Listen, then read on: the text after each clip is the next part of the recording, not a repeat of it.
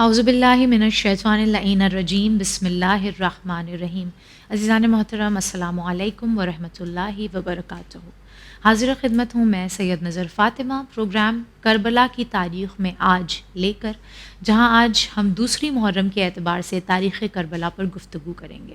اس گفتگو میں دوبارہ ہمارے ساتھ خواہر تفسیر فاطمہ موجود ہیں جن کا میں استقبال کروں. السلام علیکم خواہر. علیکم السلام. خواہر، ہم نے کل پہلی محرم کی گفتگو کی. آج جیسا کہ دوسری محرم ہمارے درمیان آ چکی ہے، اللہ کا شکر ہے کہ اس نے ہمیں سانس دی کہ ہم عزاداری امام حسین کو اور زیادہ برپا کرنے کے لیے زندگی کو طویل کر رہے ہیں. تو دوسری محرم کے اعتبار سے اگر ہم یہ کہیں کہ امام حسین علیہ السلام پہنچ چکے تھے کربلا کی سرزمین پر، اور وہ واقعہ ہم اپنے نوحوں میں بھی پڑھتے ہیں کہ مولا نے اپنے گھوڑوں کو تبدیل کیا اور پتہ چلا کہ یہ عرض نینوا ہے، اسی وجہ سے جو ہے وہ گھوڑا آگے نہیں بڑھ رہا ہے. تو جب مولا پہنچے ہیں تو وہاں پر ماحول کیسا تھا، کیا واقعات درپیش آئے، آپ اگر بیان کریں. اعوذ باللہ من الشیطان الرجیم بسم اللہ الرحمن الرحیم وبہ نستعین وہو خیر وناصر ومعین.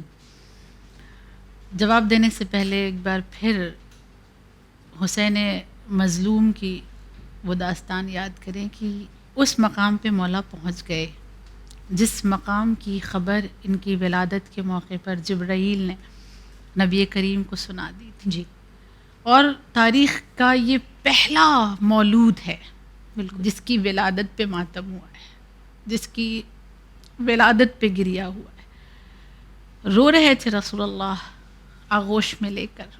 شہزادی کونین پریشان تھی، بابا کسی کے یہاں ولادت ہوتی ہے، بیٹا ہوتا ہے، لوگ خوش ہوتے ہیں، بابا آپ میرے بچے کو گود میں لے کے گریا کر رہے ہیں.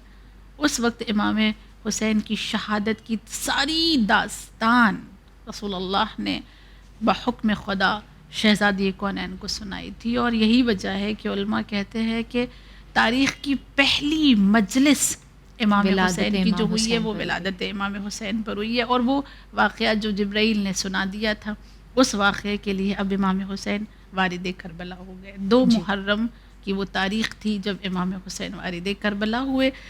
جناب حر ساتھ ہیں، آپ سب جانتی ہیں.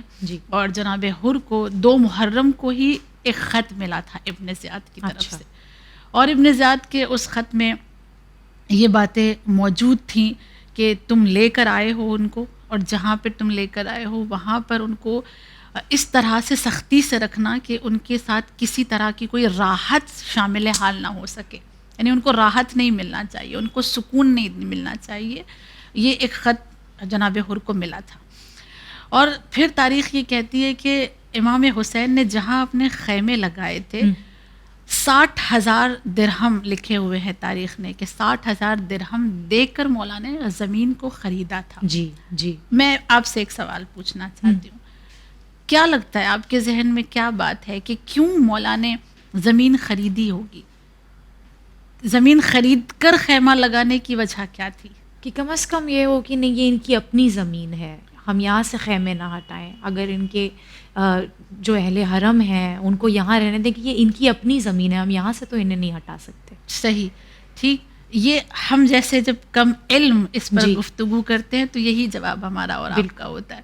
لیکن جب آیت اللہ قرائتی کا اس پر ہم نے جواب پڑھا کہ آیت اللہ قرائتی نے بتایا کہ کیا ہم جانتے ہیں کہ امام حسین نے اتنی بڑی رقم دے کر کیوں زمین کو خریدا؟ پھر انہوں نے جواب خود لکھا، کیونکہ یہ علی کا بیٹا ہے، اور علی کا بیٹا کبھی اس بات کو قبول نہیں کر سکتا تھا کہ کسی غصبی زمین پر اس کے خون کا ایک قطرہ بھی ٹپکے.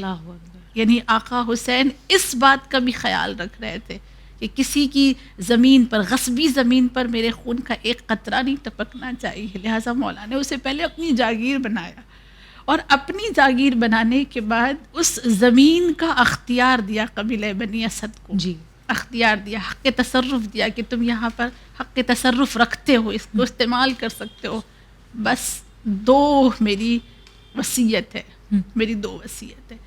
کچھ تاریخ کہتی 3 وصیت کی ہے، لیکن زیادہ تر اکثر 2 وصیت مولا کی ملتی ہے قبیلہ بنی اسد سے کہ اس زمین کو میں نے خریدا، یہ میری جاگیر ہے، تم کو اختیار دیتا ہوں اس پہ تصرف کرنے کا، مگر بس اتنا خیال رکھنا کہ جب بھی میرا کوئی زائر آئے اور میری قبر کا نشان پوچھے تو اسے ضرور بتانا. یہ 2 محرم کی گفتگو مولا کر رہے ہیں. دوسری بات مولا نے کہی کہ جب بھی میرا کوئی زائر آئے تو وہ مسافر ہوگا، میرے اس مسافر زائر کو کم سے کم 3 دن کھانا مہمان رکھنا، اس کی مہمان نوازی کرنا.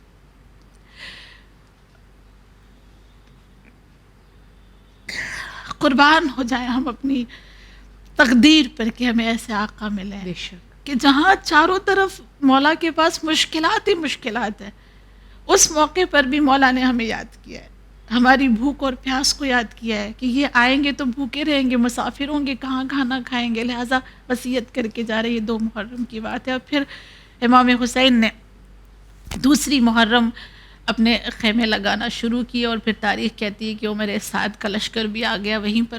عمر سعد تقریباً 4000 کے لشکر کے ساتھ وہ وارد ہوا کربلا کی سرزمین پر، اور وارد ہونے کے بعد پھر خیمے بھی ہٹائے جانے لگے کہ نہیں، آپ یہ خیمے فرات کے کنارے تو آپ کو خیمے لگانے کی اجازت نہیں ہوگی.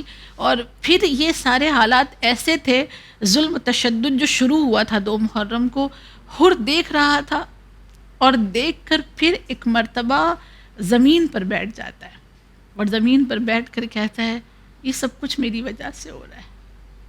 کیونکہ شراف کے مقام پہ جب جناب حر سے گفتگو ہو رہی تھی نا، تو شراف کے مقام پر مولا سے جناب حر نے کہا بھی تھا کہ تمہیں اگر راستہ بدلنا ہے تو تم بدل سکتے ہو، تو مولا نے کہا نہیں، تم لینے آئے ہو تو ہم چلیں گے. جناب حر اس وقت 2 محرم کو بیٹھ کر امام حسین کا چہرہ دیکھ رہے ہیں، اور دیکھ کر کہتے ہیں کہ کاش میں انہیں کربلا نہ لاتا، یہ جو کچھ بھی ان کے ساتھ ہو رہا ہے یہ میری وجہ سے ہے، اس کا ذمہ دار میں ہوں. آج اگر ان کو فرات کے کنارے خیمے نہیں لگانے دیے جا رہے ہیں تو میری وجہ سے. شرمندگی وہیں سے شروع ہو گئی تھی، اور پھر یہ شرمندگی یہاں تک پہنچی کہ شاعر کو کہنا پڑا کہ تیری تو ہار ہو گئی اس وقت اے یزید، جس وقت حر حسین کا مہمان بن گیا، رہ کر نبی کے ساتھ وہ مومن نہ بن سکے، حر 2 منٹ میں صاحب ایمان بن گیا. یہ شرمندگی انسان کو کہاں سے کہاں پہنچاتی ہے، 2 لمحے میں اپنے گناہ کا اعتراف انسان کو بہت بڑا بناتا ہے. پھر اس کے بعد تاریخ کہتی ہے کہ امام حسین نے خیمے نصب کیے اور مدینے والوں کو یاد کیا. جی، ظاہر ہے نا، جب انسان پردیس میں پہنچ جاتا ہے تو سب سے پہلے جو چیز اسے یاد آتی ہے وہ اپنا دیس ہے، اپنا وطن. دیکھیے ایک انسانی فطرت کی بات یہ ہے کہ ہم اگر کہیں پردیس میں جائیں اور بہت سکون و آرام ہو، اس کے باوجود اپنے لوگ یاد آتے ہیں، اپنا وطن، اپنے لوگ یاد آتے ہیں کہ کاش اس خوشی میں ہمارے ساتھ ہمارے اپنے ہوتے. تو کیا کہنے حسین مظلوم کے کہ خوشی تو بہت دور، جو اتنی پریشانی میں اسے کیوں نہ اپنا وطن غربت میں مولا نے یاد کیا. اور پھر ایک خط لکھا 2 محرم کو محمد حنفیہ کے نام، مدینے میں وہ خط روانہ کروایا گیا. اور اس خط کا آپ خط سمجھ لیں، آپ اگر میں کہہ رہی ہوں آپ کی خدمت میں مولا نے خط لکھا جی، تو آپ کے ذہن میں کتنی سطریں آ رہی ہوں گی؟ کم سے کم 7-8 سطر تو ہوگی، جی لائنیں جی اتنی تو ہوں گی. لیکن خط ہے، صرف 2 جملے مولا نے لکھے. اچھا، اس خط میں محمد حنفیہ کے نام مولا نے خط لکھا، اور خط کا مضمون یہ تھا کہ حسین ابن علی کی طرف سے محمد ابن علی اور ان کے ساتھ رہنے والے بنی ہاشم کے نام، یہ میرا خط ہے. اما بعد کے بعد بس ایک جملہ کیا ہے؟ گویا دنیا تھی ہی نہیں اور آخرت ہی سب کچھ ہے. یہ ایسی بے وفائی دیکھ لی نا مولا نے کربلا پہنچتے ہی، اور راستے میں ہی دیکھ لی. تو مولا فرماتے ہیں گویا دنیا تھی ہی نہیں، اس دنیا کا کوئی وجود ہی نہیں ہے، اس دنیا میں رہنے کا کوئی فائدہ ہی نہیں ہے، سب کچھ کیا ہے؟ آخرت ہے. اور پھر وہاں پہ قیام لگانے کے بعد امام حسین نے خطبہ دیا ہے، خطاب کیا ہے، اور اس خطاب میں بھی مولا نے بڑی خوبصورت باتیں کہی. میں آپ کی خدمت میں عرض کروں، 2 جملے پڑھوں اس مولا کے خطاب کا کہ 2 محرم کو کربلا پہنچنے کے بعد اپنے ساتھیوں سے مولا کیا کہہ رہے تھے. خواتین موجود تھیں، بیویاں موجود تھیں، بچوں کے ساتھ تھکے ہوئے پہنچے تھے وہ قافلے والے.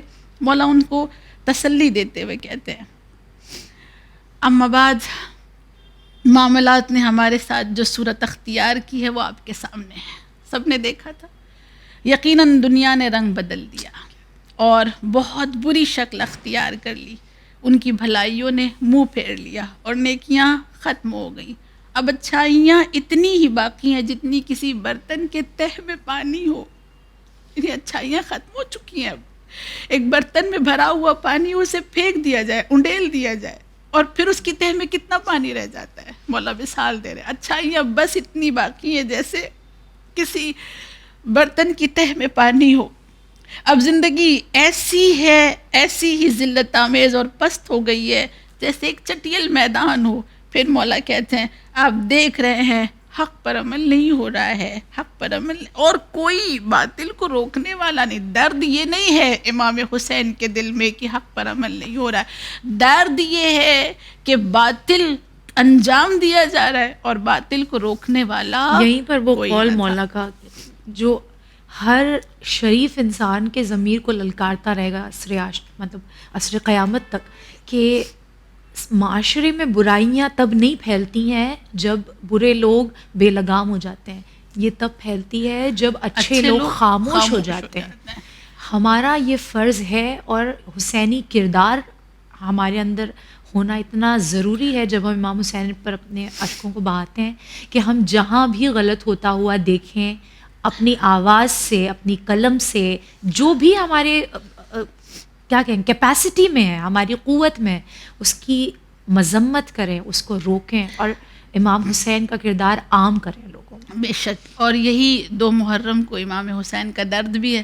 بالکل. کہ آخر میں مولا نے کہا لوگ دنیا کے غلام بن گئے, دین صرف زبانوں پر ہے, دین قلب میں ابھی اترا نہیں ہے, کوئی دین کا حامی و مددگار نہیں رہ گیا. لہٰذا اگر 2 محرم ہمیں زندگی ملی ہے تو امام کے اس درد کو سمجھتے ہوئے باطل کو اگر ہم ختم نہیں کر سکتے, کم سے کم باطل کو باطل تو کہنے کی طاقت رکھیں. بالکل.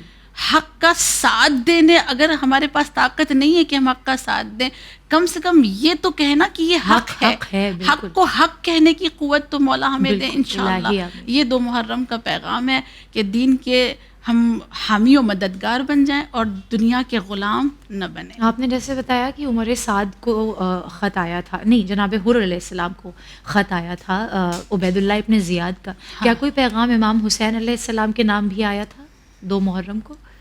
2 محرم امام حسین کے نام پر بھی امام حسین کو بھی خط لکھا گیا تھا. امام ابن زیاد نے امام حسین کے پاس بھی لیٹر بھیجا تھا. کیونکہ ظاہر سی بات ہے اس کو تو پتا ہوگا کہ امام آ چکے ہیں. کہ تو اس میں اس کے موضوع کو اس طرح سے اپنے لفظوں میں اگر میں بیان کروں تو 2 جملوں میں اس میں لکھا ہوا تھا آپ آ تو گئے ہیں لیکن آپ کو اس سرزمین پر راحت و چین نہیں ملے گی. آپ آ تو گئے ہیں لیکن کربلا کی سرزمین سے اب آپ تب تک نہیں جاؤ گے جب تک آپ یزید کی بیعت نہیں کر لیتے. یا آپ کو بیعت کرنی پڑے گی یا تو آپ کو جام شہادت نوش کرنا پڑے گا. یہ پیغام امام حسین کو بھی دیا گیا تھا 2 محرم. خدا کی عظیم لعنت ہو دشمنان حسین پر, دشمنان اہل بیت پر. عزیزان محترم, یہ تھا ہمارا پروگرام 2 محرم کے اعتبار سے کربلا کی تاریخ میں آج, جہاں پر ہم نے 2 محرم کو وہ تمام واقعات جو امام حسین اور اہل حرم کے ساتھ درپیش آئے ان کا ذکر کیا. انشاءاللہ چند اور جو واقعات تاریخ کے اعتبار سے ابھی ہیں ان کا ذکر ہم کرتے رہیں گے. 3 محرم کو ہونے والے واقعات کو جاننے کے لیے آپ کو دیکھنا ہوگا ہمارا اگلا ایپیسوڈ. جڑے رہیے چینل ون کے ساتھ. میں لیتی ہوں آپ لوگوں سے وداع. فی امان اللہ.